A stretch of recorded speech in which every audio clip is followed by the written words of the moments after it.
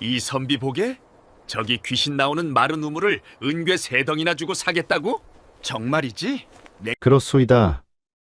내가 가진 전 재산이니 이 땅의 문서를 내어주시지요. 마을 사람들은 손가락질하며 그를 미쳤다 욕했답니다.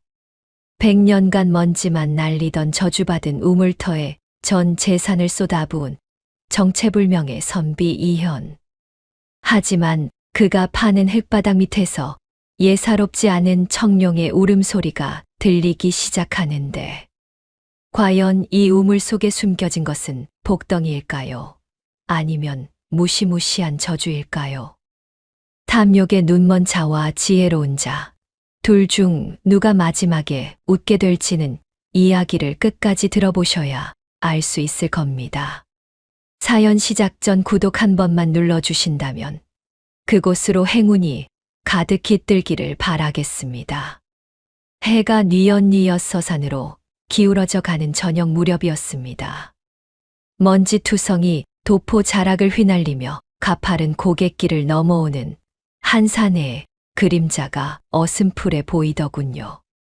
에구머니나 저기 좀 보게나. 어디서 저런 해괴한 나그니가 굴러 들어온다냐? 마을 어귀 정자나무 밑에서 담뱃대를 물고 앉아있던 늙은이들이 고개를 갸웃거렸습니다. 그 사내는 이름하여 이현이라 하는 선비였는데 겉모습만 보자면 그저 떠돌이 거지나 다름없어 보였지요. 낡아 빠진 갓은 모서리가 헤어져 있고 도포는 온갖 때가 묻어 원래 색깔을 분간하기 어려울 지경이었습니다. 하지만 이상하게도 그의 두 눈만큼은 형형하게 빛이 나고 있었답니다. 마치 깊은 산중의 맑은 샘물처럼 말이지요. 이현은 마을 사람들이 귀신이 나온다며 가시덤불로 입구를 막아둔 100년간 말라 비틀어진 폐허 우물터 앞에 멈춰 섰습니다. 그러고는 낡은 괴나리봇짐에서 누렇게 변색한 고지도 한 장을 꺼내더니 우물터의 방위와 주변 산세의 흐름을 이리저리 대조해 보는 것이 아니겠습니까? 아따, 저 양반 좀 보소. 저러다 귀신한테 홀리는 거 아뇨? 저 흉측한 우물가에서 대체 뭘 저리 뒤적거린다냐? 멀쩡하게 생긴 양반이 정신머리를 어디다 두고 온 게지. 저 죽은 구덩이에서 뭘 하겠다는 거야? 마을 사람들은 웅성웅성 수군거렸지만 이현은 아랑곳하지 않았습니다. 한참 동안 지도를 들여다보던 이현의 입가에 희미한 미소가 번졌지요. 그렇고 말고 바로 이곳이로구나. 천하의 명당이 얘가 아니면 어디겠느냐. 내 눈은 속여도 이 땅의 기운만큼은 속일 수 없는 법이지. 이현이 중얼거리며 고개를 끄덕였습니다. 그러고는 곧장 고을의 대지 주인 최 부자의 집 대문을 두드렸습니다.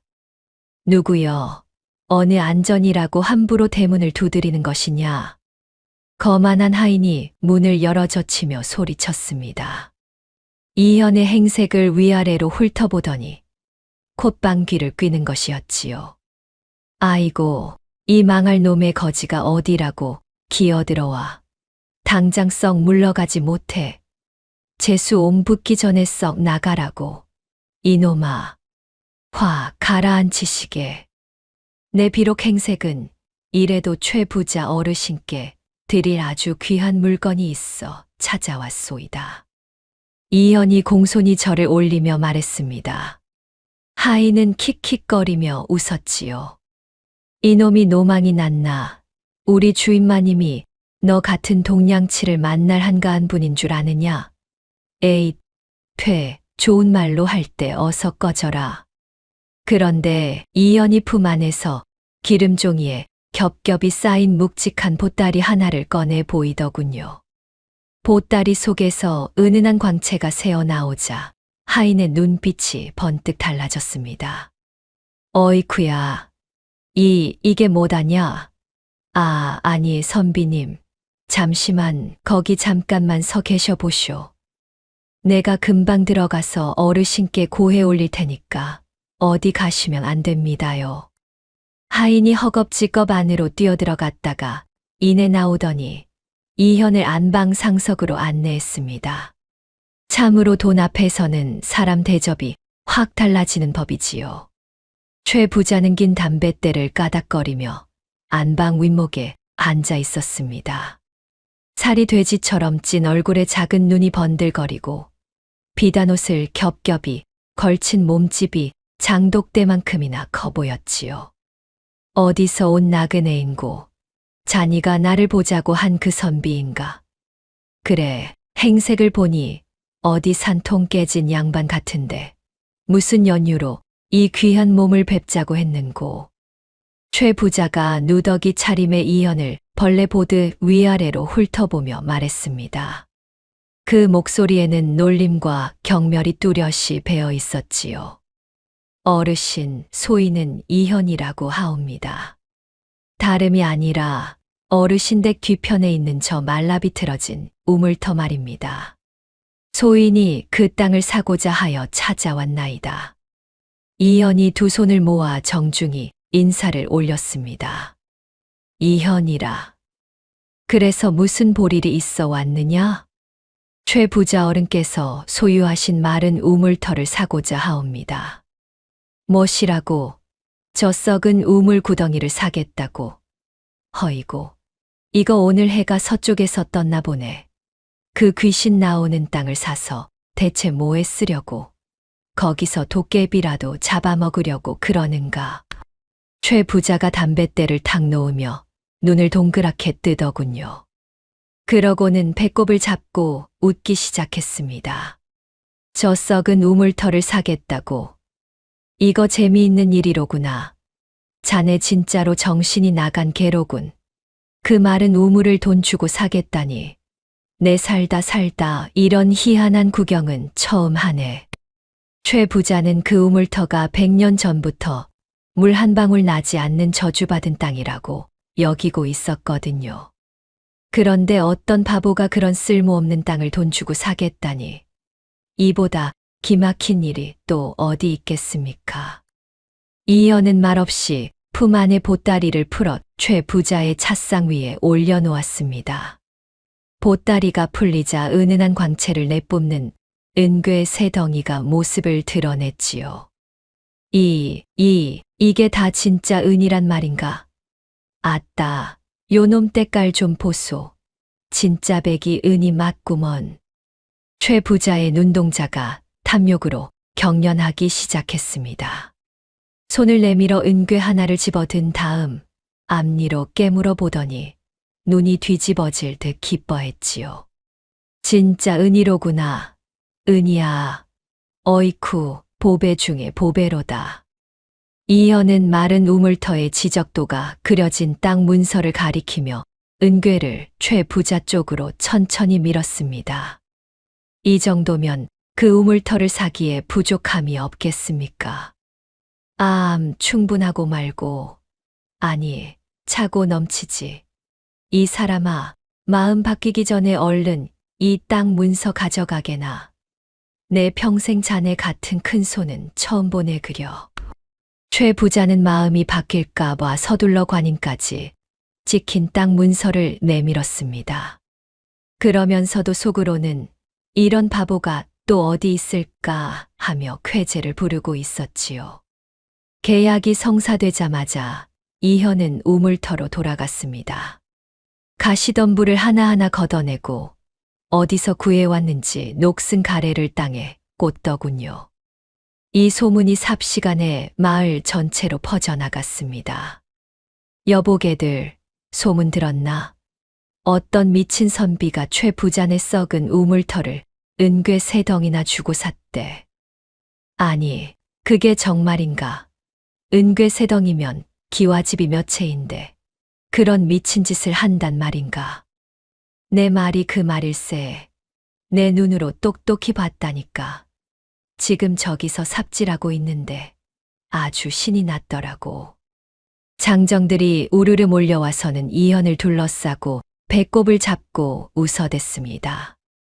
이보쇼, 나그네 양반, 제정신이오. 거기는 100년 전부터 물 한 방울 안 나오던 저주받은 구덩이여. 삽질해봐야 흙먼지만 날 텐데 헛수고하지 말고 얼른 도망가쇼. 자네, 저 우물은 100년 동안 물 한 방울 안 나온 곳이야. 헛수고 그만하게나. 귀신도 무서워서 안 오는 곳인데 거기서 뭘 하겠다고 저러나. 쯧쯧. 하지만 이현은 사람들의 야유에 눈길 한 번 주지 않고 마른 흙바닥을 깊게 파내기 시작했습니다. 흙바구니를 쉼 없이 실어 나르며 묵묵히 일을 계속했지요. 그의 손에서 뿜어져 나오는 단호한 힘에 의에 딱딱하게 굳었던 우물 바닥이 쩍쩍 갈라지기 시작했습니다. 시커먼 흙 밑에서 붉은 진흙이 모습을 드러냈지요. 달빛이 이현의 이마에 맺힌 땀방울을 비추고 적막한 마을은 삽이 돌바닥을 긁는 쇳소리만 요란하게 울렸습니다. 저 양반 참 고집불통이네. 저러다 병이라도 나면 어쩌려고 저런다냐? 미친 게 아니라면 뭔가 속셈이 있는 걸까? 아무리 봐도 보통 사람은 아닌 것 같아. 마을 사람들도 차츰 웅성거리며 궁금해하기 시작했지요. 이현은 파낸 흙을 우물 밖으로 밀어내며 어둠이 짙게 깔린 우물 속으로 제 몸보다 깊게 파내려 갔습니다. 밤이 깊어가도 쉬지 않고 일을 계속했지요. 참으로 희한한 사람이야. 대체 저 구덩이 속에 뭐가 들었다고 저리 공을 들인담. 마을 사람들은 하나둘 집으로 돌아갔지만 이현만은 홀로 우물 속에서 묵묵히 땅을 파고 있었답니다. 그의 뒷모습 위로 차가운 달빛만이 하염없이 쏟아지고 있었지요. 다음 날 동이 트기도 전에 최 부자는 벌써 부산을 떨고 있었습니다. 밤새 뒤척이며 잠을 설친 모양인지 눈자위가 시뻘게 충혈되어 있더군요. 이 게으름뱅이 놈들아. 해가 배꼽까지 올라오도록 처자빠져 잠만 잘 거냐. 당장 일어나서 움직이지 못할까. 최 부자가 하인들을 호령하며 소리쳤습니다. 그러고는 우물터로 통하는 유일한 오솔길에 가시울타리를 치게 하고 그 앞에 평상을 하나 놓더니 당당히 앉았지요.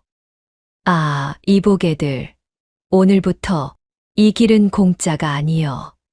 내 땅을 밟고 지나가려거든 통행세를 꼬박꼬박 내놓고 가란 말이여. 내 말이 곧 법이니 토 달지 말거라.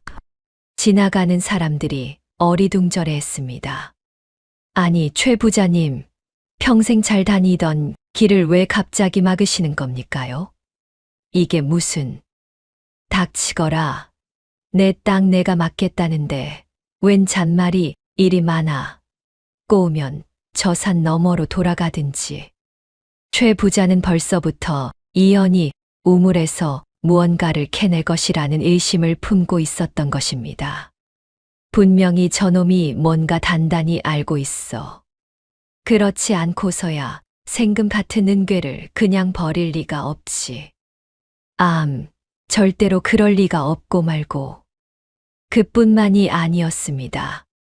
최 부자는 하인들을 시켜 우물 주변에 인분을 뿌리게 했지요. 지독한 악취가 작업을 방해하게 만들려는 속셈이었습니다. 에고고 코야. 이게 도대체 뭔 냄새래. 마을 전체 똥통이 다 터졌나. 왜 이렇게 구린내가 진동을 한다냐. 아이고, 숨을 못 쉬겠네. 최 부자가 아주 작정을 했구먼. 작정을 했어. 지나가던 사람들이 코를 막고 피해갔지만 이현은 꿋꿋이 자리를 지키고 있었답니다. 마을 아이들까지 나서기 시작했지요. 최 부자가 엿을 한 보따리씩 나누어주며 속삭였거든요. 자, 요놈들아.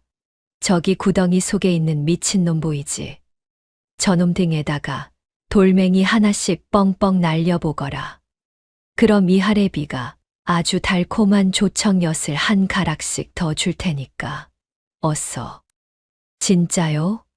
돌만 던지면 엿을 더 주시는 거죠. 그럼 하레비가 거짓말하겠냐. 제일 크게 마치는 놈한테는 대왕 엿을 주마. 아이들은 엿을 받아 입에 물고는 우물 안 이현의 등을 향해 돌멩이를 가차없이 던지기 시작했습니다. 돌멩이들이 이현의 등과 어깨를 맞췄지만 이현은 이마에서 흐르는 핏방울이 도포를 적셔도 묵묵히 흙바구니를 우물 밖으로 실어 나를 뿐이었습니다. 어라, 저 선비 좀 봐. 돌을 맞아도 꿈쩍도 안 하네. 진짜로 미친 게 틀림없나 봐. 아이고, 무서워라. 피가 철철 나는데도 그냥 땅만 파고 있네.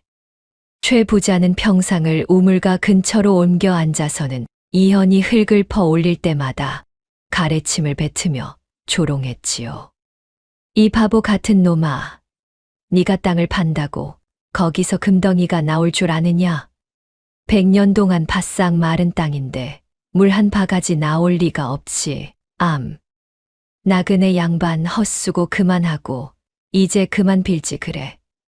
그럼 내가 불쌍해서라도 국밥 한 그릇은 사줄 테니께. 그때였습니다.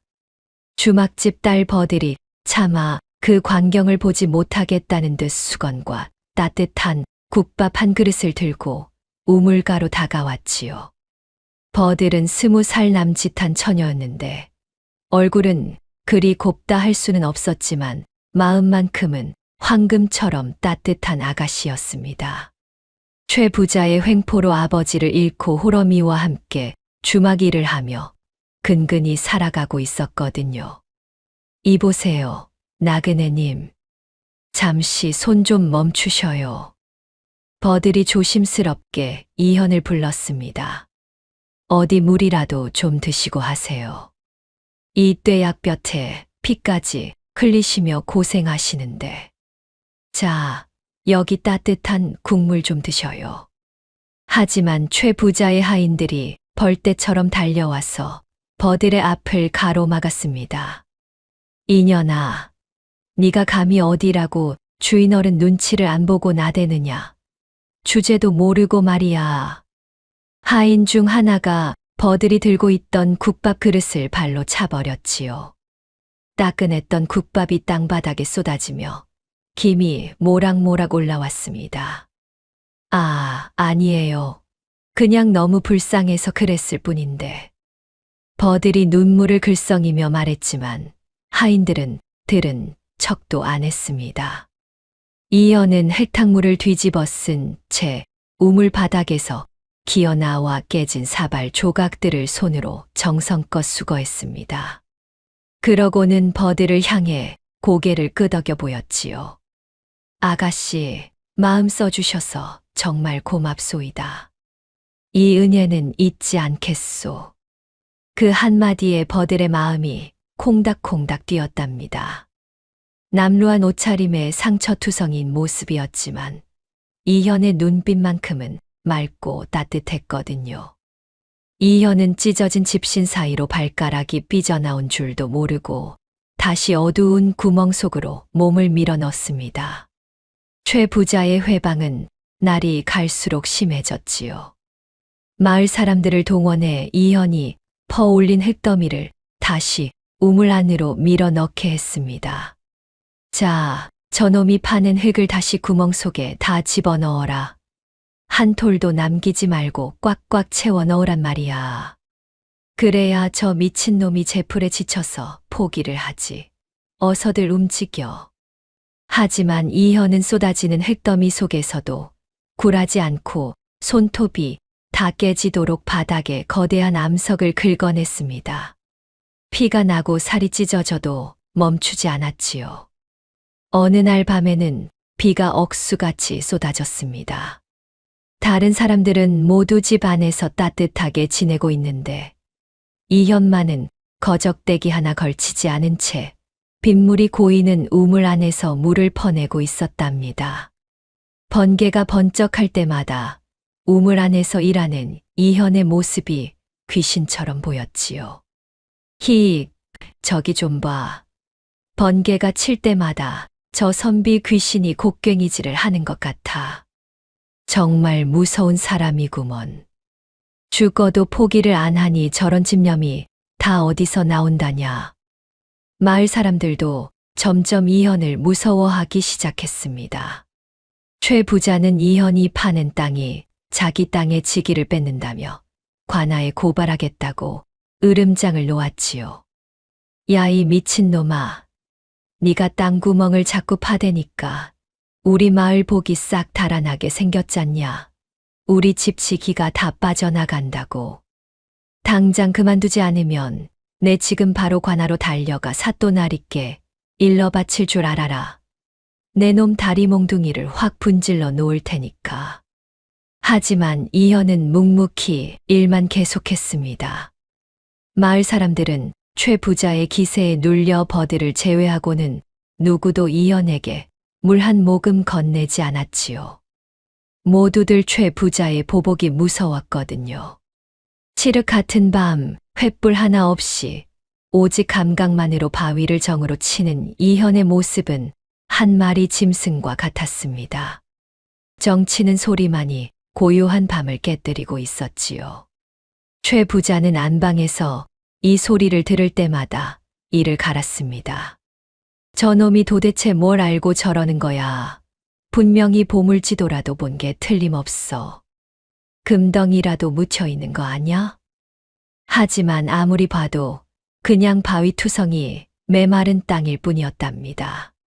이현만이 홀로 그 깊은 뜻을 품고 묵묵히 땅을 파고 있었지요. 축시가 지날 무렵이었습니다. 이현의 정끝에 묵직한 진동이 울리더니 바닥에 묻혀있던 거대한 석판이 모습을 드러냈지요. 어이쿠, 요놈 봐라. 네가 드디어 얼굴을 내미는구나. 100년 동안 이 깊은 흙 속에 숨어서 얼마나 답답했겠느냐. 이현의 눈이 번뜩 빛났습니다. 손가락 끝이 닳아 없어질 정도로 석판 위를 덮은 진흙과 이끼를 필사적으로 긁어냈지요. 그러자 청룡의 문양이 선명하게 드러났습니다. 그렇고 말고 내 눈은 틀리지 않았어.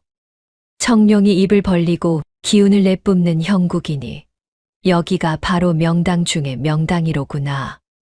이현이 가슴 깊숙한 곳에서 우러나오는 감격의 한숨을 내쉬었습니다. 품 안에서 스승에게 물려받은 황동윤도를 꺼내 석판 중앙의 혈 자리에 올려놓았지요. 나침반의 바늘이 이리저리 흔들리다가 정확히 동쪽을 가리켰습니다. 바늘아, 바늘아, 길을 일러다오. 이 메마른 땅 어디에 숨구멍이 있느냐? 옳거니 동쪽이로구나. 딱 여기야, 틀림없어. 이현은 피를 내는 대신 스승의 또 다른 유품인 은침을 꺼냈습니다. 그리고 석판의 정중앙에 뚫린 작은 구멍에 은침을 깊숙이 꽂아 넣었지요. 스승님, 지맥을 깨우겠습니다. 억눌렸던 땅의 기운아, 이제 그만 잠에서 깨어나거라. 순간 땅 밑에서 웅장한 공명이 울리며 석판 주변의 돌들이 살아있는 듯 꿈틀거렸습니다. 사실 이현은 그저 떠돌이 선비가 아니었답니다. 끊긴 지맥을 이으라는 스승의 유지를 받들기 위해 평생 명당을 찾아 헤맨 지관의 후계자였거든요. 스승님, 소재 이현이 드디어 약속을 지키나이다. 이 땅의 숨통을 틔워 백성들의 눈물을 닦아주겠나이다. 이현이 하늘을 우러러보며 중얼거렸습니다. 그때 스승의 음성이 바람을 타고 들려오는 듯했지요. 현아, 지맥이 끊어지면 백성들이 고생한다. 너는 그들을 구해내거라. 이현이 석판을 지렛대로 들어 올리자 그 틈새로 은은한 청색 수증기가 용오름처럼 솟구쳐 올랐습니다. 그 순간이었습니다. 마을의 가축들이 일제히 꼬리를 내리고 웅크렸지요. 하늘에는 뜬금없이 보랏빛 번개가 소리 없이 번뜩였습니다. 아이고, 이게 뭔 좋아요. 하늘에 보라색 불꽃이 번쩍거리는데 천둥 소리 하나 안 들리네. 세상 망조가 든 거 아뇨? 쉿, 저기 우물 구덩이 좀 봐. 시퍼런 연기가 용마루처럼 올라오고 있자녀. 저 선비가 진짜 귀신이라도 불러낸 거 아니여? 마을 사람들이 하나둘 밖으로 나와 하늘을 쳐다보았습니다. 최 부자는 안방에서 자다 말고 천장이 내려앉는 듯한 진동에 놀라 맨발로 마당에 굴러떨어졌지요. 에구머니나 지진이 났다. 집 무너진다. 얘들아, 나 좀 살려라. 이게 뭔 날벼락이냐? 이현은 치맥이 터져 나오며 발생하는 것엔 바람을 견디며 우물벽을 손으로 꽉 붙잡습니다. 갑자기 우물 바닥에서 수백 년간 갇혀있던 차가운 기운이 분수처럼 솟구치며 이현의 온몸을 적셨거든요. 오너라, 시원하게 터져 나오너라.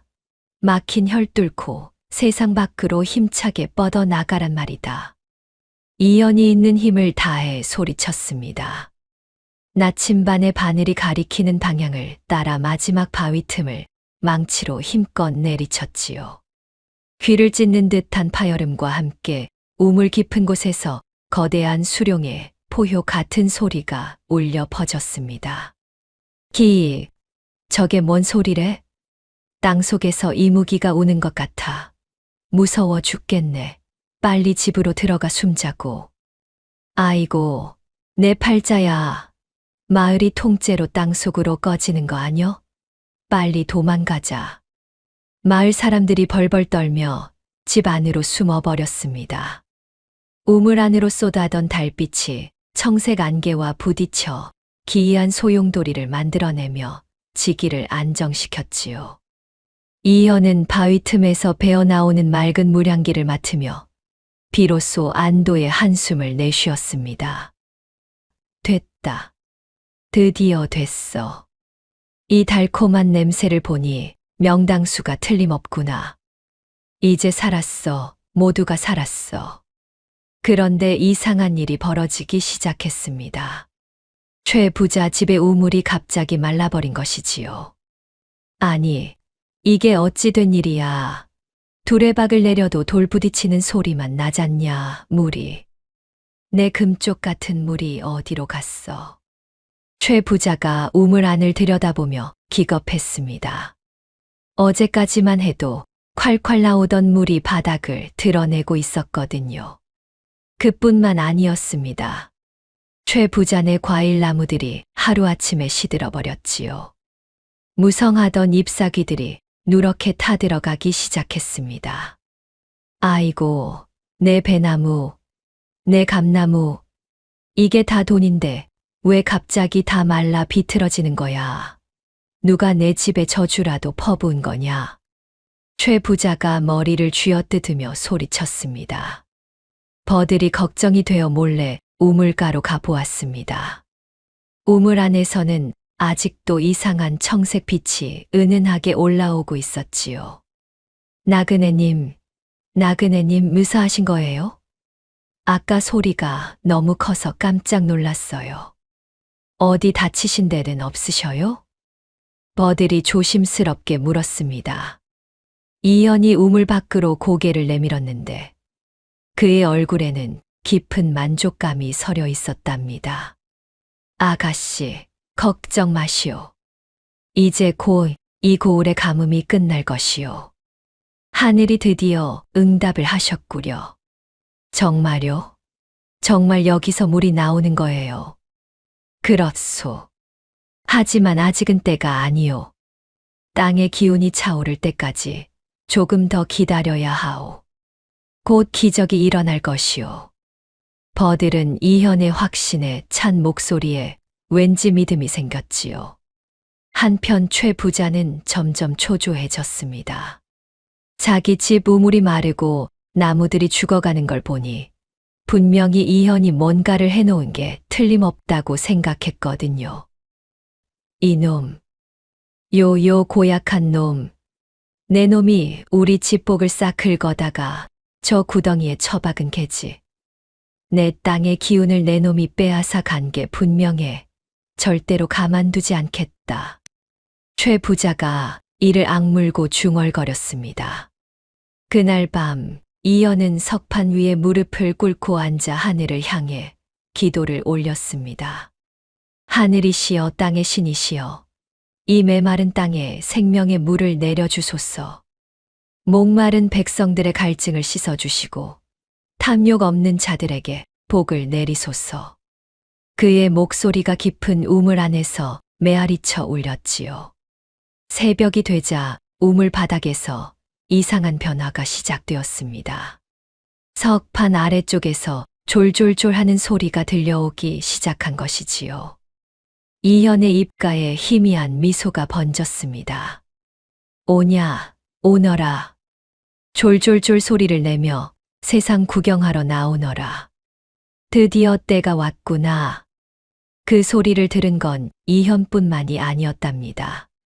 우물 근처를 지나던 새들이 갑자기 지저귀기 시작했고 땅 속의 지렁이들이 꿈틀거리며 올라왔지요. 무언가 큰 변화가 시작되고 있었습니다. 그날 밤이 지나고 새벽이 밝아올 무렵이었습니다. 우물 바닥이 우르르 무너지더니 깊은 곳에서 황금빛 찬란한 물줄기가 지붕 높이까지 치솟아 올랐지요. 아이고 터졌다 터졌어. 하늘이 굽어 살피셨구나. 정말로 물이 터져 나왔어. 이놈아, 이제야 세상 구경을 하는구나. 이연이 기쁨에 겨워 소리쳤습니다. 물줄기가 허공에서 부서지며 내리는 이슬은 달콤한 매화 향기를 머금고 온 마을을 적셨답니다. 버들이 제일 먼저 달려왔지요. 양동이를 머리에 이고 허둥지둥 뛰어와서는 우물에서 뿜어져 나오는 첫 물을 정성껏 받아냈습니다. 선비님, 선비님, 정말로 물이 나왔어요. 제 눈이 틀린 게 아니지요. 이 향긋한 냄새 좀 보세요. 선비님이 정말로 해내셨어요. 버들의 얼굴에 기쁨의 눈물이 주룩주룩 흘러내렸습니다. 그런 다음 서둘러 집으로 달려가더니 방에서 신음하던 노모에게 물을 떠먹였지요. 어머니, 어머니, 어서 이 물 좀 한 사발 들이켜보셔요. 선비님이 파낸 우물에서 나온 첫물이어요. 어서요. 얘야, 이게 무슨 물인데 이리 향긋한 꽃내음이 난다냐? 우물물에서 어찌 이리 달콤한 냄새가 나. 버들의 어머니는 앞을 보지 못하는 맹인이었거든요. 하지만 그 물을 마시자마자 놀라운 일이 벌어졌습니다. 어머, 이게 뭐야? 내 눈앞에 갑자기 번쩍하고 불꽃이 튀는 것 같더니만. 아이고, 이게 웬일이냐? 노모가 눈을 비비더니 갑자기 비명을 지르는 것이 아니겠습니까? 보인다, 보여. 내 강아지 버들아. 내 얼굴이 보여. 세상에. 네가 이리도 예쁘게 생겼었구나. 보인다. 세상이 다 보여. 막혔던 시력이 돌아온 것이었지요. 이 소문이 마을로 퍼져나가자 사람들이 우르르 몰려들기 시작했습니다. 사람 살려. 아니, 사람 살렸네. 물이다. 진짜로 저 죽은 구덩이에서 황금 같은 물이 터져 나왔어. 세상에나 100년 동안 먼지만 날리던 우물에서 어찌 저런 물줄기가 솟구친다냐. 이건 진짜 하늘이 내린 약수요. 마을 사람들이 횃불을 들고 우물가로 몰려와 기적을 목격했지요. 어떤 이는 무릎을 꿇고 절을 올렸고 어떤 이는 감격해서 울음을 터뜨렸습니다. 더욱 놀라운 일들이 계속 벌어졌답니다. 마른 논 바닥에 물줄기가 닿자마자 누렇게 타 죽었던 벼들이 순식간에 파란 새싹을 틔웠거든요. 아이고 보게나. 저 말라비틀어졌던 벼들이 고개를 번쩍 쳐들고 있잖나. 이 물이 닿기만 하면 죽은 것도 살아나는 모양일세. 정말 신기한 물이야. 구경만 해도 눈이 밝아지는 것 같구먼. 눈병을 앓던 아이들은 우물물로 눈을 씻자마자 통증이 사라지고 눈동자가 샛별처럼 맑아졌지요. 엄마, 눈이 하나도 안 아파. 이제 아주 잘 보여. 물이 시원하고 너무 좋아. 관절이 아프던 할아버지들은 물을 마시고 나서 벌떡 일어나 춤을 추기 시작했습니다. 어이쿠야, 내 다리가 어찌 이리 가볍다냐. 10년은 젊어진 기분일세. 좋을시고. 최 부자는 넋을 잃고 우물가에 서서 금빛으로 일렁이는 물결을 보며 제 뺨을 사정없이 갈겼습니다. 내 팔자야, 이게 꿈이냐 생시냐. 내가 천하의 보물을 제 발로 걷어차 버렸구나. 이럴 수가 있나. 저게 다 내 것인데, 저게 다 내 돈줄인데. 그제야 자신이 얼마나 큰 실수를 했는지 깨달았거든요. 이현을 괴롭힐 게 아니라 잘 모셨어야 했다는 후회가 밀려왔지만 이미 엎질러진 물이었지요. 이현은 물벼락을 맞아 흠뻑 젖은 채로 우물 밖으로 걸어 나왔습니다. 그러고는 마을 사람들에게 길을 터주며 말했지요. 자, 다들 밀지 마시고 천천히 오십시오. 하늘이 내어주신 물이니 모자랄 리 없습니다. 아픈 곳 씻어내시고 마음껏 목 좀 죽이셔요. 물은 얼마든지 있소이다. 이현은 돈 한 푼 받지 않고 물을 나누어 주었습니다. 바가지를 든 백성들의 거친 손을 하나하나 잡아주며 정성스럽게 물을 떠주었지요. 아이고, 은희님, 우리를 살리셨습니다요. 이 은혜를 어찌 다 갚을까요? 정말 고맙습니다. 대대손손 복 받으실 겁니다. 우리 마을의 보살님이십니다요. 정말 고맙습니다. 사람들이 감격해서 절을 올렸지만 이현은 오히려 더 깎듯이 인사를 받았습니다. 향기로운 물 냄새가 바람을 타고 이웃 고을을 넘어 수십 리 밖까지 빠른 속도로 퍼져나갔지요. 이 신비로운 물을 마시기 위해 인근 고을의 병자들이 집신도 신지 못한 채 마을 입구로 몰려들기 시작했습니다. 이복에 소문 들었나? 저 아랫마을에 죽은 사람도 살리는 신의 약수가 터졌다네. 듣고 말고 눈먼 사람도 보게 하고 병든 사람도 씻은 듯이 낫게 한다지. 어서 가세. 집신이 닳도록 뛰어가 보자고. 마을 곳곳에 말라 죽었던 나무들에선 철 잃은 꽃들이 피어나기 시작했습니다. 한겨울인데도 복숭아꽃, 살구꽃이 환하게 피어나며 기묘한 풍경을 자아냈지요.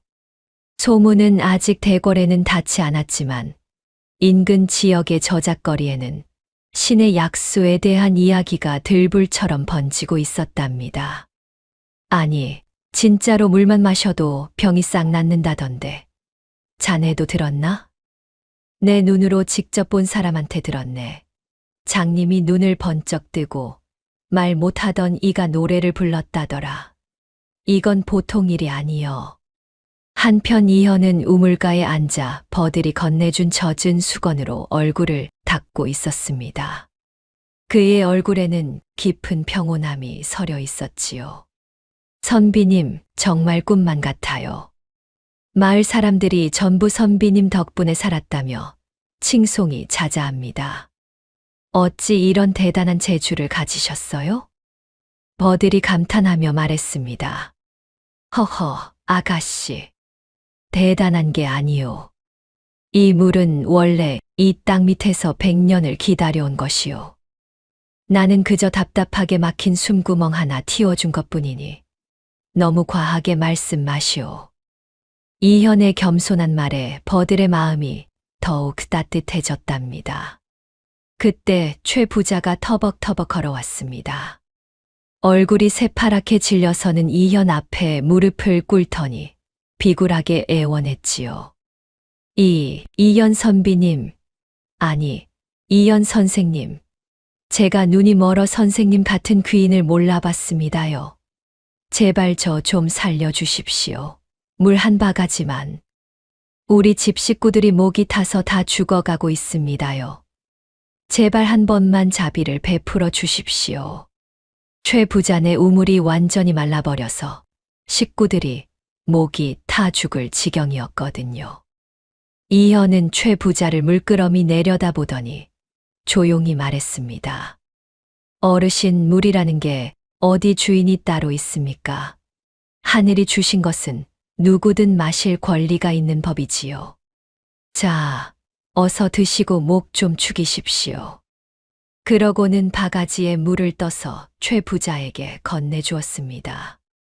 최 부자가 벌컥벌컥 물을 마시는데 그 물맛이 어찌나 달고 시원하던지 평생 마셔본 물 중에 최고였답니다. 아이고 살겠다. 이 물맛이 어찌 이리 달다냐. 꿀물보다 더 달구먼요. 고맙습니다. 정말 고맙습니다요. 최 부자가 떨리는 목소리로 말했지만 이현은 이미 다른 사람들을 돌보느라 바쁘게 움직이고 있었지요. 밤이 깊어도 우물가에는 사람들이 끊이질 않았습니다. 이현은 피곤한 기색도 없이 밤새도록 사람들에게 물을 떠 주었답니다. 그의 뒷모습을 바라보는 버들의 눈에는 존경과 사랑이 가득했지요. 며칠이 지나자 전국의 부호들이 소문을 듣고 몰려들기 시작했습니다. 번쩍이는 가마를 타고 와서는 이현 앞에 줄을 서며 황금을 내밀었지요. 여보게, 선비 양반, 내 금덩이 괴짝 좀 보게나. 이 약수 한 병당 황금 한 덩이면 남는 장사 아니오? 자, 여기 줄 서 있는 사람들 다 물리치고 나부터 한 병 챙겨줄게. 아니, 무슨 소리요? 내가 황금 2덩이를 주겠소. 이보시오, 선비 선생. 내 돈 가방 먼저 받으시오. 부자들이 서로 더 많은 돈을 주겠다며 경쟁을 벌였습니다. 하지만 이현은 황금을 가득 실은 수레들을 가로막고 말했지요. 잠깐 멈추시오. 이 귀한 물은 돈으로 사는 것이 아니오. 저기 뒤에서 목이 말라 쓰러져가는 유민들부터 마시는 게 순서요. 길을 비키시오. 그러고는 누더기를 걸친 백성들이 먼저 물을 마실 수 있게 길을 열어주었습니다. 아니, 이게 무슨 해괴한 짓인가? 황금을 준다는데 왜 거지들부터 챙긴단 말인가? 세상 천지에 이런 법이 어디 있어? 우리가 돈을 더 많이 내는데. 부자들이 불만을 터뜨렸지만 이현은 꿈쩍도 안 했답니다. 허허, 부자 나리들. 물은 하늘이 모든 백성에게 골고루 내어주신 것이요. 돈이 많다고 해서 남보다 먼저 마실 권리가 있는 건 아니지요. 기다리기 싫으면 그냥 가셔도 좋소. 마을의 헐벗은 백성들은 이현이 나누어 준 물 덕분에 기력을 되찾고 그를 향해 만세를 불렀습니다. 이현 선생님 만세, 이현 보살님 만세, 우리 같은 가난뱅이들을 먼저 살펴주시니 참으로 고맙습니다요. 정말 우리를 살리신 은인이십니다. 대대손손 복 받으실 겁니다요. 한편 최 부자는 이현을 시샘하는 마음이 하늘을 찔렀지요. 아이고, 배야, 아이고, 아까워라. 내가 그 땅을 팔지만 않았어도 저 황금 괴짝들이 다 내 안방으로 들어왔을 텐데. 내 팔자가 왜 이 모양이냐? 그래서 자기 집 마당을 더 깊게 파헤치기 시작했습니다. 야, 이놈들아. 더 깊이 파란 말이야. 저 선비놈 구멍에서 물이 나는데 우리 집이라고 안 나오겠냐? 저놈 구덩이보다 더 깊게 파야 물줄기가 이리로 돌아올 거 아니여. 하지만 결과는 참담했답니다. 마당을 파헤치다가 오히려 집안의 원래 우물까지 말려버렸거든요. 아니, 이게 웬일이냐. 물은커녕 마른 흙먼지만 폴폴 날리는구나, 물이. 물이 완전히 없어져 버렸어. 이제 우리는 뭘 마시고 사냐. 최 부자가 머리를 쥐어뜯으며 울부짖었습니다. 설상가상으로 일꾼들마저 최 부자를 떠나기 시작했지요. 최 부자의 포악한 성격과 말라버린 땅에 실망하여 모두 이현의 우물가로 일하러 갔답니다. 주인님, 저희는 이제 그만두렵니다. 똥물도 안 나오는 이 땅에서 고생하느니 저 어진 선비님 밑에서 일하며 덕이라도 쌓으렵니다. 그동안 고마웠습니다요. 야, 이 배신자들아. 은혜도 모르는 짐승 같은 놈들아. 지금까지 누가 너희를 먹여 살렸는데 이제 와서 나를 버려. 하지만 하인들은 뒤돌아보지도 않고 떠나버렸지요. 어느 날이었습니다. 낡은 삿갓을 눌러 쓴 한 여행자가 우물가에 나타났지요. 평범한 나그네 차림이었지만 어딘가 범상치 않은 기품이 풍겼습니다. 지나가는 과객인데 목이 타서 그러니 물 한 바가지 얻어 마실 수 있겠소? 여행자가 정중히 청했습니다. 이현은 그가 평범한 나그니가 아님을 직감했습니다. 걸음걸이며 말투며 그리고 특히 눈빛이 예사롭지 않았거든요. 어서 오십시오, 나그네님. 먼 길 오시느라 고생 많으셨습니다. 여기 우물물 중에서도 가장 깊은 곳에서 길어 올린 맑은 물이니 편히 드십시오. 이현은 가장 맑은 찬물을 떠서 정중히 건넸습니다. 나그네는 물을 마신 뒤 이현의 손을 보더니 이현의 안색과 마을 사람들의 태도를 유심히 관찰했지요.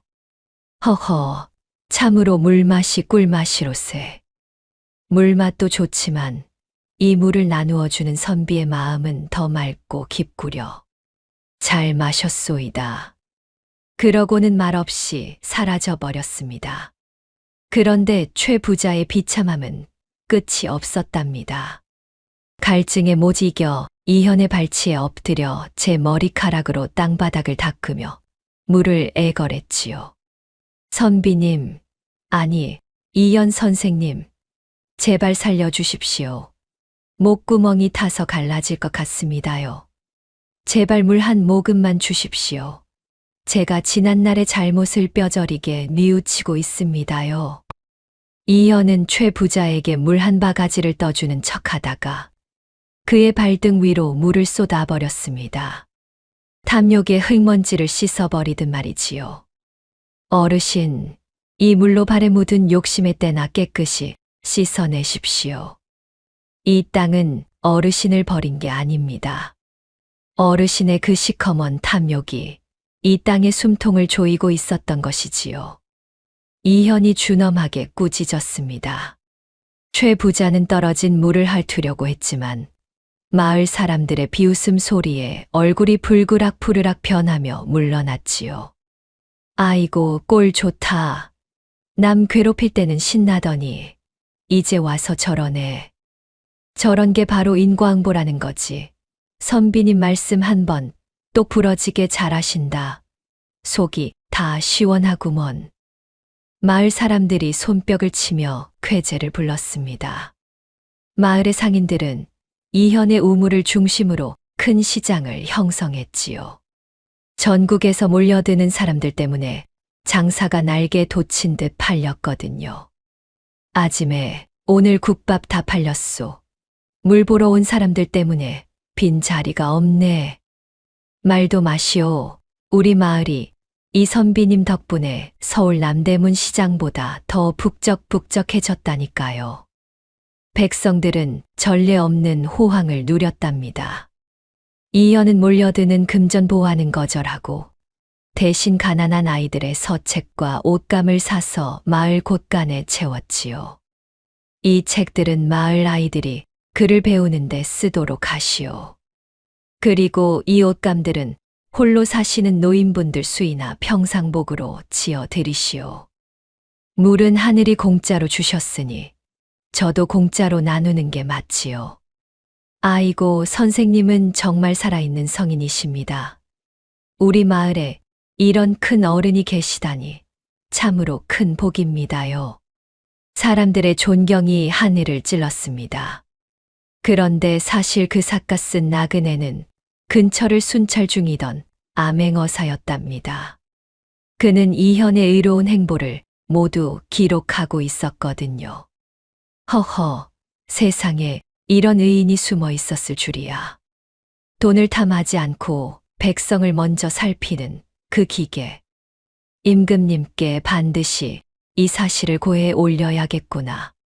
암행어사는 마음속으로 감탄하며 모든 일을 자세히 적어두었지요. 한편 최 부자는 완전히 몰락해버렸습니다. 땅은 말라비틀어지고 하인들은 모두 떠나고 창고는 텅텅 비어버렸거든요. 아이고, 망했네, 망했어. 저놈만 아니었어도 내가 이 고을왕 노릇을 계속했을 텐데. 이게 다 저놈 때문이야. 최 부자가 이를 갈며 이현을 원망했지만 이미 어쩔 수 없는 일이었답니다. 이현은 우물가에서 찾아오는 모든 사람들을 따뜻하게 맞이했습니다. 부자든 가난뱅이든 양반이든 상놈이든 차별하지 않고 정성껏 물을 떠주었지요. 그의 마음씨가 얼마나 고왔던지 마을 사람들은 이현을 살아있는 부처님처럼 받들었답니다. 버들은 이현의 곁에서 함께 사람들을 도우며 행복한 나날을 보냈지요. 두 사람의 마음도 점점 가까워져 갔습니다. 증오심에 불타는 최 부자는 가문 대대로 내려오던 폐물들을 보따리에 싸서 사또의 비밀 사랑방을 찾아갔습니다. 밤중에 몰래 뒷문으로 들어가더니 무릎을 꿇고 애걸했지요. 아이고 사또나리, 이 미천한 소인 좀 살려주십시오. 지금 우리 고을에 아주 요망한 놈이 나타나 민심을 다 어지럽히고 있습니다요. 사또는 술상을 앞에 두고 기생과 놀고 있다가 최 부자를 보고 코웃음을 쳤습니다. 이거 최 부자 아니냐? 밤중에 웬 도깨비 같은 몰골로 나타나 이 난리인고. 고을의 대부자가 체면도 없이 이게 무슨 꼴이냐? 사또나리, 그게 문제가 아닙니다요. 저 이현이란 놈이 파낸 약수 소문이 대궐까지 들어가기 전에 저놈을 당장 처치해야 합니다. 최 부자가 보따리를 풀어 황금과 보석들을 사또 앞에 쏟아놓았지요. 이것 좀 보십시오. 저놈이 요술을 부려 우물을 가로채는 바람에 우리 집 우물은 다 마르고 마을 기운도 저놈이 싹 다 빨아먹고 있습니다요. 저놈을 당장 잡아다 치죄하지 않으시면 이 고을 망하는 건 시간 문제입니다. 탐욕스러운 사또의 눈이 번쩍 빛났답니다. 황금의 눈이 멀어정이고 뭐고 다 팽개쳐버렸지요. 그래, 듣고 보니 아주 고약한 놈이로구나. 감히 내 고을에서 백성들을 현혹하는 요사스러운 짓을 해. 여봐라, 당장 저놈을 잡아들여라. 다음 날 새벽 사또는 군사 50명을 이끌고 우물가로 들이닥쳤습니다. 포졸들이 창과 칼을 번뜩이며 이현을 애워쌌지요. 게 아무도 없느냐? 백성을 홀리는 요물, 이현이라는 놈이 누구냐? 당장 내 앞에 나와 무릎을 꿇어라. 소인이 이현입니다. 무슨 연유로 군사들까지 끌고 오셨나이까? 이현이 담담하게 대답했습니다. 포졸들이 이현의 멱살을 잡고 거칠게 끌어내며 우물 주위를 붉은 포위줄로 가로막았지요. 입 닥쳐라, 이 발칙한 역적놈아. 사또가 호통을 치며 말했습니다. 내 놈이 독극물로 백성들을 현혹하고 왕실의 직위를 가로채 역모를 꾀했다는 고발이 들어왔다. 내 놈의 죄는 죽어 마땅하니 감히 변명할 생각도 마라. 마을 사람들이 벌떡 일어났습니다. 아이고 사또나리, 그게 무슨 말씀이십니까? 이 선비님은 우리 목숨을 살린 은인이십니다요. 역모라니요. 말도 안 됩니다. 이현 선생님은 부처님 같은 분이십니다. 제발 우리 은인님을 놓아주십시오. 하지만 포졸들이 몽둥이를 휘둘러 사람들을 해산시켰지요. 이 무지몽매한 것들아, 저놈의 혓바닥에 속아 나라를 배반하려느냐. 한 놈이라도 더 떠들면 영모 공범으로 다 잡아 가두겠다. 이현은 결박당하면서도 침착하게 말했습니다. 사또날이 이 땅의 숨구멍인 지맥을 함부로 막으면 반드시 큰 화를 입을 것입니다. 천심을 거스르지 마시고 다시 한번 생각해 보시기 바랍니다.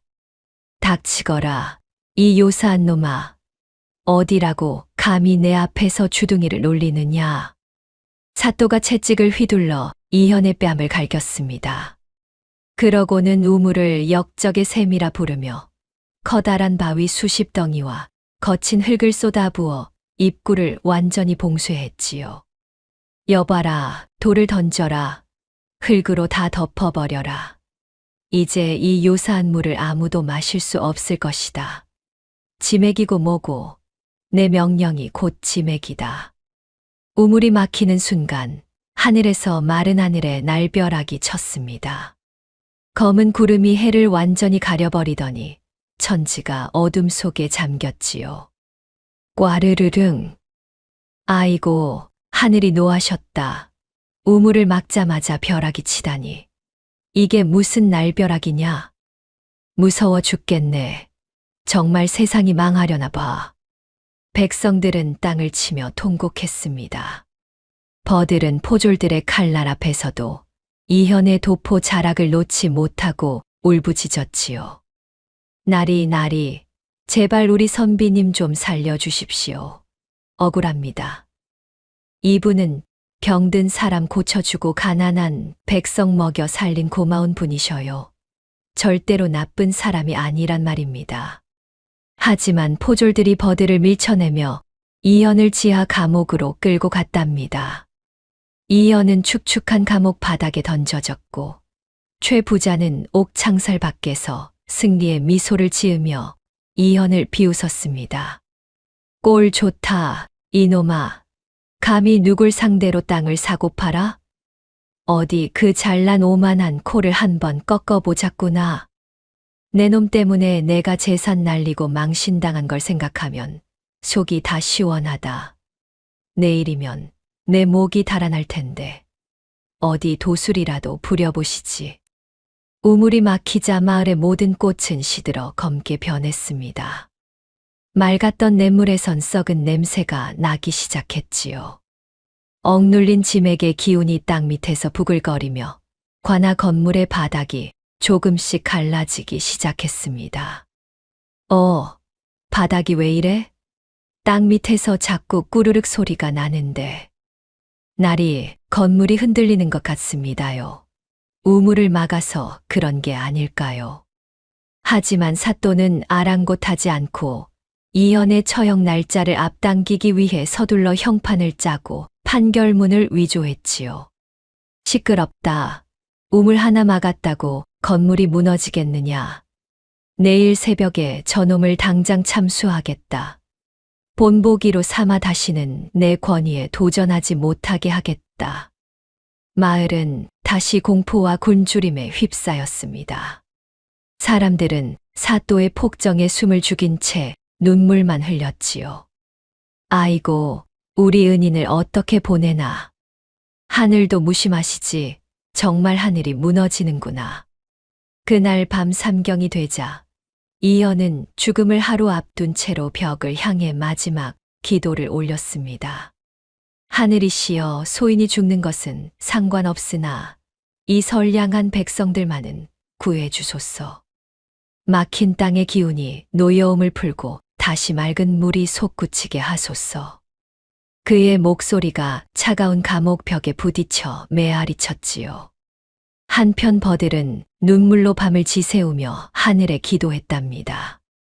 하느님, 억울한 사람을 살려주세요. 착한 사람 복 받고 못된 사람 벌 받는 세상이라면서요. 제발 우리 선비님 좀 살려주세요.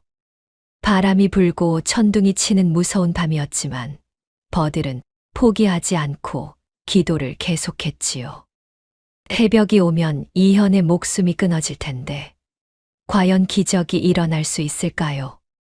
다음 날 아침 사또가 기지개를 켜며 잠에서 깨어나려는데 갑자기 온몸에 이상한 느낌이 들었습니다. 아이고, 이게 뭔 일이랴? 몸이 왜 이렇게 가렵고 화끈거린다냐? 등짝이야. 얘들아, 걔 누구 없느냐? 내 등 좀 봐라. 사또의 온몸에 숯검정 같은 종기가 돋아나기 시작했거든요. 뼈가 녹는 듯한 통증이 온몸을 휩쓸었답니다. 아, 사람 살려. 누가 내 몸에 불을 붙인 게냐? 아이고, 나 죽네 배야 가슴아. 의원은 어디 갔느냐? 당장 의원을 불러오란 말이다. 사또가 바닥을 구르며 비명을 질렀습니다. 최 부자도 마찬가지였지요. 아침에 일어나 보니 온몸이 시커먼 종기로 뒤덮여 있었거든요. 으악, 이게 뭐여? 내 보드라운 살결이 왜 이렇게 숫덩이가 됐어? 아구구, 따가워라. 여보게, 나 좀 살려줘. 누가 나 좀 도와달란 말이야. 우물의 맑은 기운을 탐욕으로 강제로 막은 탓에 썩은 지기가 역류하여 그들의 혈맥을 타고 올라간 것이었답니다.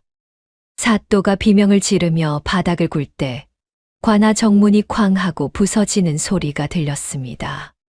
삿갓을 쓴 선비와 장정들이 우르르 들이닥쳤지요. 이놈들, 어느 안전이라고 감히 관아 법도를 어지럽히느냐. 당장에 멈추지 못할까. 포졸들이 칼을 빼려다가 그만 주저앉았습니다. 선비가 낡은 도포 속에서 번쩍이는 상징인 마패를 높이 쳐들었거든요. 암행어사 출두야, 암행어사 출두야. 이 탐관오리 놈들아, 당장 엎드려 어명을 받들라. 어사 마패다. 진짜 암행어사님이 오셨다. 포졸들이 일제히 무릎을 꿇었습니다. 암행어사는 바로 그 우물가에서 물을 마셨던 그 나그네였답니다. 그는 이미 모든 증거를 수집한 상태였지요. 이 탐욕에 눈먼 부패한 관리들아, 내 놈들이 백성의 고혈을 짜내고 하늘이 내린 약수를 막아 영모로 몰다니 그 죄를 어찌 다 갚으려느냐. 어사가 호통을 치자 관아 전체가 진동했습니다. 사또, 내 이놈, 최 부자 저놈에게 황금을 받고 죄 없는 선비를 죽이려 한 행실을 내 모를 줄 알았더냐. 여기 내 놈의 죄상을 적은 장부가 있느니라. 어사는 사또의 장부를 탈취하여 최 부자와 결탁한 뇌물 목록과 조작된 판결문을 백성들 앞에 공개했습니다. 백성들은 똑똑히 보시오. 여기 적힌 황금 보따리와 보석들이 다 여러분의 피땀이요. 저 사또 놈의 뱃속으로 들어간 죄의 증거들이요. 아이고 세상에나. 저놈들이 우리 세금을 저렇게 빼돌렸단 말이요? 말도 마시오. 우리 선비님을 역적으로 몰더니 지들이 진짜 도둑놈이었구먼. 나쁜 놈들. 백성들이 분노로 들끓었습니다. 천심을 가두고 제 입속을 채운 자, 국법으로 엄히 다스리리라. 여봐라, 저 추악한 사또와 최 부자를 당장 포박하여 형틀에 앉혀라. 어사의 호통이 관아를 진동시켰지요. 군사들이 즉시 최 부자의 목덜미를 잡아챘고 다른 군사들은 이현의 감옥문을 도끼로 부수어 그를 극진히 모셔 나왔습니다. 이현 선생님, 아이고 선생님, 살아계셨군요. 정말 다행입니다요. 우리 은희님이 사셨다. 만세, 이현 선생님 만세, 어사나리 만세. 백성들이 환호성을 질렀습니다. 이현은 몸을 가누기 힘든 상태에서도 백성들에게 우물을 덮은 바위를 즉시 치우라고 명령했지요. 여러분, 내 몸은 걱정 마시고 어서 우물로 가십시오. 저 바위들을 치워야 땅의 노여움이 풀리고 여러분이 살 수 있습니다. 어서 서두르시오. 수백 명의 백성이 달려들어 바위를 굴려내자 갇혀있던 황금 물줄기가 이전보다 더 거세게 치솟았습니다. 와, 터졌다. 물이 다시 터져 나온다. 저 황금빛 좀 보게나. 진짜 살았네. 우리가 살았어. 역류하던 맑은 기운이 다시 정상적으로 흐르자 사또와 최 부자의 종기가 씻은 듯이 가라앉았답니다. 하지만 종기는 사라졌어도 그 자리에는 평생 지워지지 않는 검은 흉터가 남았지요. 그들의 죄악을 증명하는 표시처럼 말입니다. 종기가 없어졌네. 근데 이게 뭐야? 왜 이렇게 흉측한 자국이 남은 거야? 아이고, 내 얼굴이 왜 이래? 날이 저도 이래요. 이 시커먼 자국이 안 지워집니다요. 이게 웬일입니까? 사또와 최 부자가 거울을 보고 기겁했지만 이미 늦었답니다. 이현은 어사와 짧은 목례를 나누고는 제단 앞에 서서 땅의 노여움을 달래는 위령제를 지냈습니다. 땅의 신령이시여, 이제 노여움을 거두소서. 이 맑은 물로 백성들의 상처를 씻어주시고 다시는 이 땅에 눈물이 없게 하소서. 어사는 관아의 곡간을 여러 굴줄인 백성들에게 쌀을 나누어주고 무너진 마을의 질서를 바로잡았지요.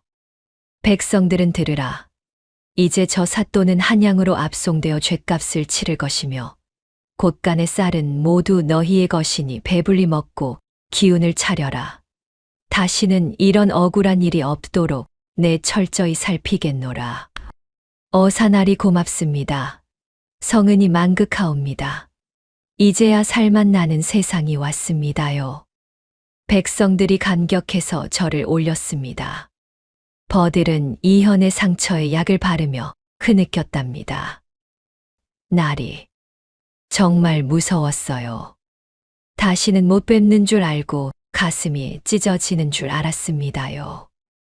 버들 아가씨, 걱정 끼쳐서 정말 미안하오. 하늘이 굽어 살피시니 진실은 변하지 않는 법이라오. 이제 눈물을 닦으시오. 이현은 그녀의 손등 위로 맑은 우물물을 적셔 위로했지요. 보시오, 이 물이 다시 맑게 흐르지 않소. 이제 다 괜찮소. 우리는 이겼소이다. 아가씨 덕분에 내가 살았구려. 그날 저녁 마을에는 오랜만에 평화가 찾아왔습니다. 우물물이 다시 콸콸 솟구치고 사람들은 서로 부둥켜 안고 기뻐했지요. 정의가 승리했다. 이선비님 만세, 우리 마을 만세. 그렇고 말고 하늘이 우리 편이었어. 이제 우리 고을은 천하명당이여. 이현과 버들은 우물가에 앉아서 별이 총총한 밤하늘을 바라보았답니다. 두 사람의 마음도 맑은 우물물처럼 평온했지요. 최 부자는 전 재산을 마을 공동체에 환수당하고 곤장백대를 맞은 뒤 다리를 절며 변방으로 유배되었습니다. 아이고, 나 죽네. 아이고, 나 죽어. 여보게들, 살살 좀 치게나. 내 뼈가 다 가루가 되겠네. 내 팔자야. 곤장을 맞으며 비명을 지르는 그 모습이 어찌나 초라하던지 한때 마을을 호령하던 권세가 모두 허상이었음을 깨닫게 해주었지요. 어이구, 꼴 좋다. 어제까지는 기와집에서 거드름 피우더니 이제는 귀양다리가 됐구먼. 죄짓고는 못 사는 법이여. 이제야 세상이 바로 서는구나. 저 욕심쟁이 영감이 매 맞고 쫓겨가는 걸 보니 10년 묵은 체증이 싹 내려가네. 인과응보란 게 바로 이런 거야. 착하게 살아야지. 탐욕에 눈이 멀었던 사또 역시 관직을 박탈당하고 평생 가문의 이름이 삭제되는 극형을 받았답니다. 검은 흉터가 새겨진 얼굴로는 다시는 사람들 앞에 당당히 설 수 없었거든요. 임금님은 어사의 보고를 받고 이현의 지혜를 높이 사서 벼슬을 내리려 했습니다. 어사여, 그런 인재를 어찌 시골에 썩혀두겠느냐. 당장 한양으로 불러올려 내 곁에 두고 나라시를 돌보게 하라. 하지만 이현은 사발 한 그릇의 물과 함께 정중히 사직을 올렸지요. 전하, 소신의 뜻을 굽어 살펴 주옵소서. 소씨는 화려한 관직보다 저 맑은 우물가에서 이 마을 백성들과 함께 도란도란 살아가는 것이 꿈이옵니다. 이 물 한 사발이면 소씨는 더 바랄 것이 없나이다. 임금님도 이현의 뜻을 알아보시고 흔쾌히 허락하셨답니다. 이현은 우물 곁에 버들과 함께 살작은 초가삼간을 지었습니다. 그리고 소박한 텃밭을 일구기 시작했지요. 날이 정말 여기서 평생 사실 건가요? 한양 가서 높은 벼슬 하고 비단옷 입으셔도 될 텐데요. 버들 아가씨, 비단옷이 무거워 어찌 편히 걷겠소.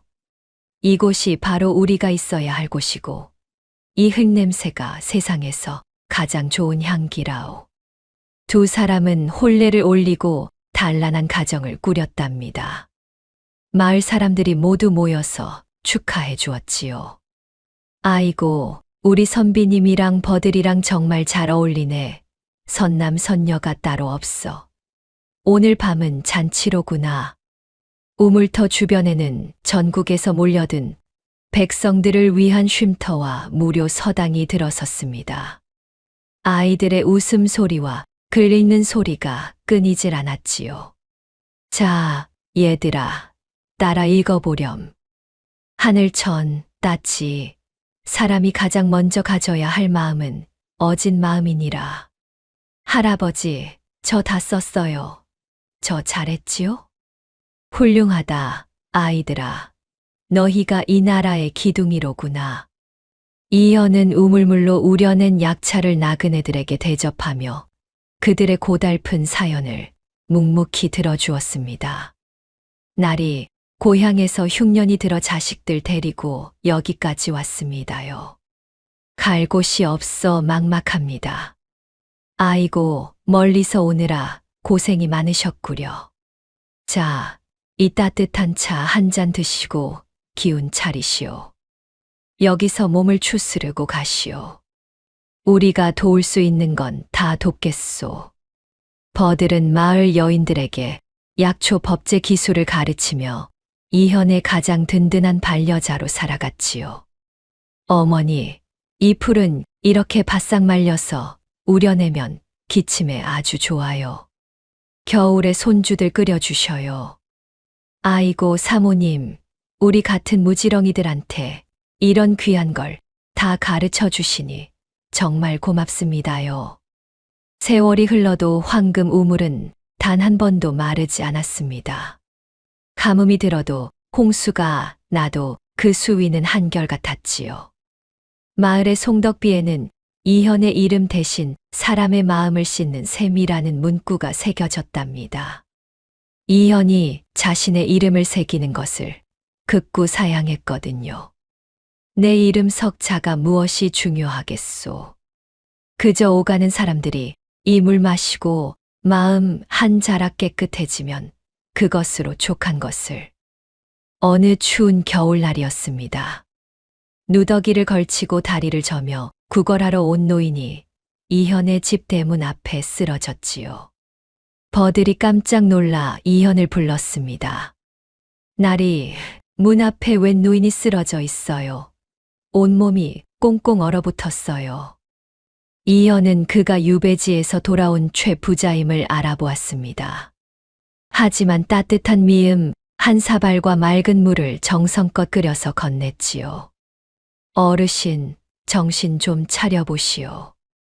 자, 이 따뜻한 미음부터 한술 뜨시고 목 좀 축이시오. 최 부자는 물잔에 비친 자신의 추한 얼굴을 보며 통곡하기 시작했습니다. 아이고, 내가 얼마나 못된 짓을 했습니까? 저런 천사 같은 분을 죽이려 했다니. 내가 짐승보다 못한 놈입니다요. 으허허허. 그러고는 이현의 발 아래서 지난 날을 참회했지요. 용서해 주십시오. 제가 눈이 멀어 보물을 몰라보고 욕심만 채웠습니다. 죽을 죄를 지었습니다. 이현은 최 부자를 용서하고 마을 외곽에 작은 거처를 마련해 주었습니다. 남은 생을 속죄하며 살 수 있도록 도운 것이지요. 이제부터는 마음을 바르게 가지고 사시오. 지난 일은 잊고 오늘부터라도 남을 위해 사신다면 그것이 참회요. 고맙습니다. 정말 고맙습니다. 이 은혜 죽어서도 잊지 않겠습니다요. 최 부자는 그 후로 마을의 굳은 일을 도맡아 하며 진정한 참회의 삶을 살았답니다. 이현 부부는 100살이 넘도록 해로하며 백성들의 존경 속에 전설 같은 노년을 보냈습니다. 두 사람이 세상을 떠날 때까지도 우물은 여전히 맑은 물을 내어 주었지요. 아이고, 할아버지 할머니가 주무시는 듯이 편히 가셨대요. 우리 마을의 보살님들이셨는데. 아이들이 슬퍼하며 울었지만 어른들은 말했답니다. 얘들아, 울지 마라. 저분들은 우물 속에서 우리를 지켜보고 계신단다. 우리가 착하게 살면 저 물줄기는 영원히 마르지 않을 게야. 정말로 그 후로도 우물은 더욱 맑고 신비로운 물을 내어 주었지요. 지성이면 감천이라는 교훈을 남긴 황금 우물 이야기는 후대의 노래가 되어 1000년 동안 이어졌습니다. 물 한 방울도 귀한 줄 아는 마음, 남을 먼저 생각하는 어진 마음, 그것이 바로 하늘이 내려주신 복이로다. 마을 사람들은 대대손손 이 이야기를 들려주며 아이들에게 선한 마음을 가르쳤답니다. 그리고 오늘날까지도 그 우물은 여전히 그 자리에서 맑은 물을 내어주고 있다고 전해집니다. 찾아가는 이의 마음이 진실하다면 말이지요. 이현 선생의 놀라운 이야기가 이제 막을 내렸습니다. 한 선비의 깊은 지혜와 인내가 어떻게 마을 전체를 구원하고 탐욕에 눈먼 악인들을 심판했는지 보셨지요? 세상에는 눈에 보이는 것이 전부가 아님을 이 이야기가 잘 보여주고 있습니다. 이현이 보여준 것처럼 진정한 복은 남을 먼저 생각하는 마음에서 오는 법이지요. 버려진 땅에서 생명의 샘을 찾아낸 것도 원수까지도 용서한 넓은 마음도 모두 그의 선한 본성에서 나온 것이었습니다. 여러분의 삶에도 때로는 이현 같은 시련과 오해가 있을 수 있습니다. 하지만 진실은 반드시 밝혀지고 선한 마음은 결코 헛되지 않는다는 것을 기억하시기 바랍니다. 지성이면 감천이라는 말처럼 진심은 반드시 하늘이 알아주시는 법이거든요. 오늘의 이야기가 당신의 마음에 작은 울림을 드렸다면 앞으로도 따뜻하고 행복한 이야기들로 찾아뵐 수 있도록 구독과 좋아요를 눌러주세요. 그리고 사연의 주인공을 위한 따뜻한 말씀도 댓글로 부탁드립니다. 당신의 오늘이 인생 최고의 하루가 되길 응원하겠습니다. 감사합니다.